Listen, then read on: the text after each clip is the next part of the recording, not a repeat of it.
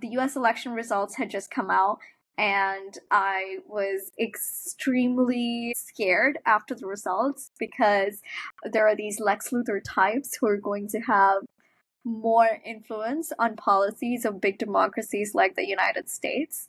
And even though, so some people who have vested interest in moving the conversation to, let's say, Mars, and while shifting to another planet is a great option, I felt yeah, like, okay. If they go alone, will be a great option.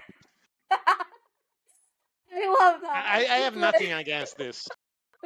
Absolutely not. It's an interesting conversation for technology and humanity for sure, but at the same time, I think we cannot forego saving our own planet, right?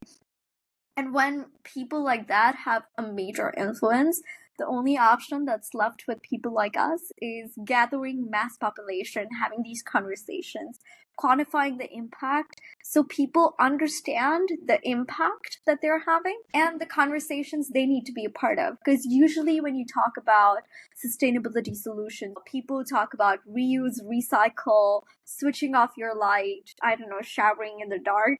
And that's what they think about. Okay, that's how they're going to save the planet. But like the common population or people who are not working in this department do not talk about topics like material science. And I wanted to really make that more accessible. And this has been absolutely like amazing. Like you've been an amazing guest to have. Yes, right. It's been lovely. And definitely, I agree with you. I mean, everything you're Yeah. saying, my vision is definitely that we can do things. We can Yeah. we can act as the best as we can in our Yeah. possibilities. Myself as a program manager, yourself within what you're doing, and with this podcast.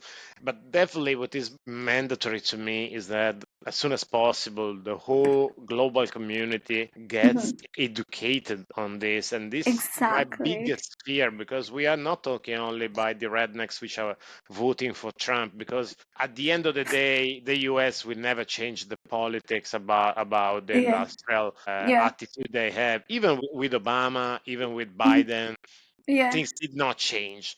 But how much are they contributing to global pollution with the respect of China? They and are. India? It's crazy. It's crazy how much they're contributing, given like the size, given their agriculture industry, given their cattle industry as well. It's crazy the percentage that they're contributing.